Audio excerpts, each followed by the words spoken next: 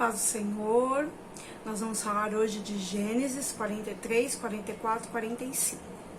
A fome ainda estava muito grande em toda a terra e só tinha comida realmente no Egito. Só que lá no Egito, para que eles pudessem buscar novamente alimentos, José tinha feito para eles um pedido, que eles levassem o irmão mais novo para lá.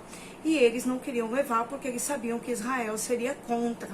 Só que então chega um momento que não tem mais saída, eles precisam ir lá buscar alimento e Israel se lamenta muito com os filhos dele. Por que que vocês falaram que eu tinha outro filho? Por que que vocês falaram de mim? Por que que vocês falaram de nós todos? E aí os filhos falam para ele: pai, nós não tínhamos outra alternativa. O Senhor do Egito nos fez perguntas diretas e nós respondemos a essas perguntas. Então nós não tínhamos mais o que fazer. Pois bem, então Israel ele fala assim: então podem levar o meu filho, mas já sabem que se eu tiver que perder meu filho, eu ficarei muito triste, muito chateado e vou descer a sepultura entristecido. Mas os filhos dele não têm realmente outra saída. Mas Judá chega e fala para o pai dele: pai, eu vou ser o fiador de Benjamim. Então, se tiver que acontecer algo a Benjamim, que aconteça a mim primeiro. Vocês devem lembrar que no final do vídeo anterior, eu falei que Rúben também se coloca nessa posição. E fala para o pai que qualquer coisa que aconteça com ele poderia até matar os seus dois filhos, que ele poderia ser penalizado, mas que ele não deixaria nada acontecer ao irmão mais novo.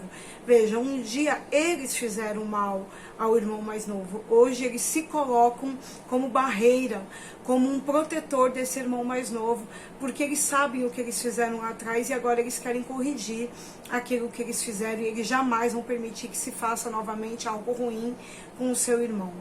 Vão até o Egito, chega lá no Egito, de longe José já vê a família dele chegando e fala para que o servo dele prepare o almoço na casa dele, para que eles possam então almoçar juntos. Quando eles sabem que eles vão almoçar na casa de José, eles já falam: de certo, eles sabem que aquele dinheiro que nós pagamos o mantimento anteriormente foi embora junto conosco. Então eles vão agora nos levar para a casa de José, do rei do Egito, para que nós possamos ser servos dele. Quando a pessoa ela tem culpa, quando ela acha que ela fez algo de errado, tudo que está acontecendo à volta dela, ela entende que é por conta daquele pecado, ela entende que é por conta daquele erro, ela tem dentro dela uma culpa que é ela mesma que levanta contra ela mesma. Então, assim, o melhor é nós andarmos com o Senhor em santidade, em retidão, para que esse sentimento que é péssimo, é muito ruim, não venha atingir o nosso coração. Enfim, eles estão tão preocupados que eles procuram o servo de José e falam para ele: olha, aconteceu de quando nós chegamos à estalagem, percebemos que o dinheiro estava conosco ainda, mas nós trouxemos de volta, nós não queremos nada daquilo que não é nosso, só queremos realmente o mantimento. E o servo fala: fiquem tranquilos, porque o dinheiro de vocês foi o próprio Deus de vocês que deu a vocês, porque nós estamos aqui, nós recebemos o dinheiro de vocês. Enfim, chega o horário do almoço, eles vão todos almoçar, então José vê o irmão dele, Benjamim. Ele não se contém e ele sai da sala, ele se coloca dentro de uma câmara para que ele possa chorar, porque ele fica muito emocionado, muito comovido em ver o irmão que ele também achou que ele jamais veria. Então, prepara-se assim os lugares para que eles almocem e preparam de acordo com o que era decretado pelos hebreus, do maior para o menor. E os irmãos não estão entendendo nada, mas ficam espantados, né? Como é que eles estão sendo servidos de acordo com o que é o costume da sua própria terra? Almoçam, se lavam, enfim, e vão embora. No meio do caminho, José dá uma ordem para que os servos dele busquem estes irmãos dele e falem que eles roubaram a casa de José. Olha o tamanho do problema.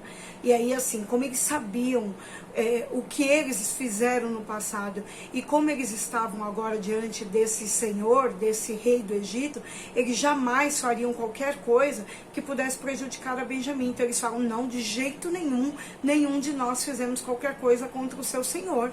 Voltam para a casa de José, José também fala com eles de uma forma ríspida: vocês me roubaram. E a taça que eles acusaram de ter sido roubada, essa taça estava no saco de mantimentos de Benjamim.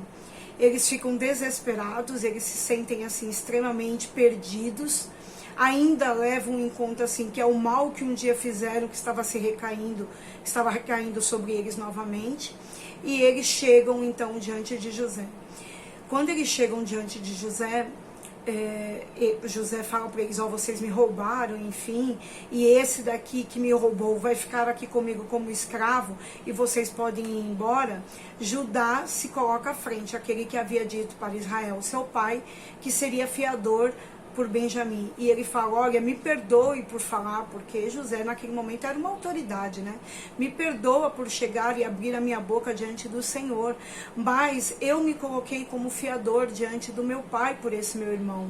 Ele era irmão de um outro filho do meu pai que se perdeu, provavelmente foi comido pelas feras do campo, e nós não temos como deixar este meu irmão mais novo ficar aqui, porque senão meu pai vai descer à sepultura muito entristecido, porque ele não pode perder mais um filho. E então José percebe que eles estão dispostos a morrer por então Benjamim. E ali José se comove, ele percebe que realmente seus irmãos não são mais aqueles irmãos que ele um dia venderam ele para o Egito. E aí ele pede que todo mundo saia da sala, fica somente os seus irmãos, e aí José começa a chorar, um choro tão forte que todo o Egito consegue ouvir o choro de José. E aí então ele fala para os seus irmãos: cheguem mais perto de mim, sou eu, sou José. E mais ainda, para que não houvesse nenhuma dúvida, ele fala: eu sou José, aqueles que um dia vocês venderam para o Egito. E os irmãos então ficam pasmados, a Bíblia fala que eles ficam sem ter o que falar.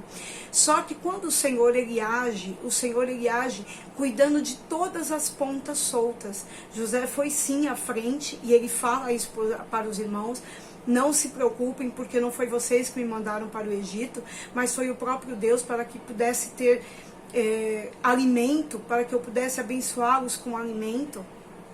Foi para isso que o Senhor me mandou na frente. Ele fala também para os irmãos: não se entristeçam, porque não há nenhum peso entre nós aqui. Então a cura liberada ali para os irmãos se achegam perto de José. José abraça Benjamim e chora, José abraça seus irmãos e é um grande choro, mas não é um choro mais de culpa.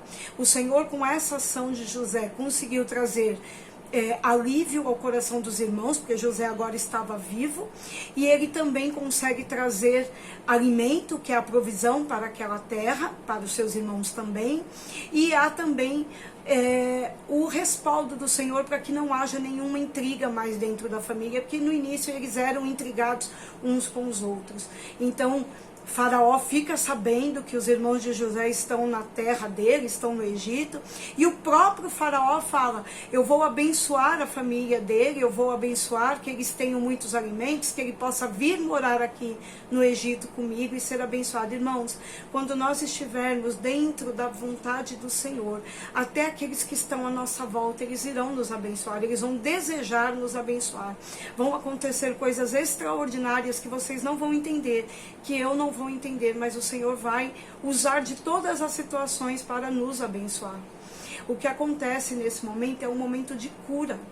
E aí então o Faraó manda que eles venham, né, novamente a Canaã para buscar o pai deles, e vai com cavalos, e vai com alimentos, e vai com tudo que eles podem. Faraó ainda dá uma ordem para eles: olha, vocês não precisam vir com peso de lá de Canaã para cá, porque tudo que tiver de melhor no Egito eu vou dar para vocês, e vocês vão ser sustentados pelos próximos anos de seca que haverão aqui. E então o Senhor traz de volta a Israel para que ele veja seu filho. No momento que os filhos de Israel chegam nele e falam: olha, José está vivo, ele até desmaia, porque ele não imaginava que um dia ele pudesse ver seu filho de novo. E os filhos começam a querer explicar o que aconteceu no Egito, e a Bíblia diz que Israel fala: basta, se meu filho está vivo, eu não vou perder mais tempo, eu vou lá ver o meu filho.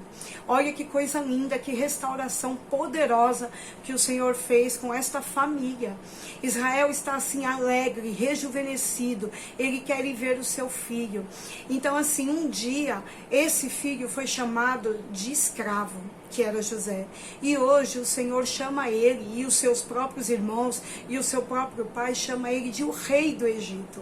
Irmãos, se estivermos na presença do Senhor, se fizermos aquilo que o Senhor nos manda fazer, se suportarmos tendo um caráter confiável como José, o tempo do processo, se aguentarmos para chegar ao tempo da promessa, o Senhor muda o rótulo que havia sobre a nossa vida.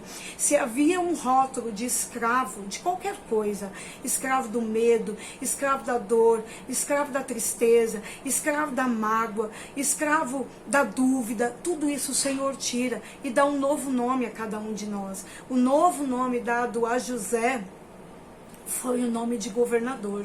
Qual é o novo nome que o Senhor vai dar a cada um de nós?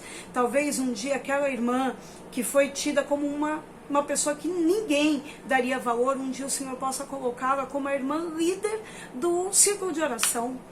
Aquele jovem que um dia foi um viciado em drogas, uma pessoa envolvida com crime, talvez um dia essa pessoa seja chamada de o pastor da igreja. Talvez aquele que um dia tenha sido chamado como o mais miserável da família, esse possa ser o empresário que possa abençoar toda a sua casa, a sua igreja, seus amigos, enfim. Mas mais do que tudo isso, o Senhor pode mudar o nosso nome para servos, para salvos, para abençoados, para abençoadores. É essa palavra que eu quero colocar hoje para vocês, que eu tenho certeza que ela veio da parte do Senhor para a minha vida, e eu os aguardo amanhã para nós lermos juntos Gênesis 46, 47, 48. Fiquem na paz do Senhor. Amém.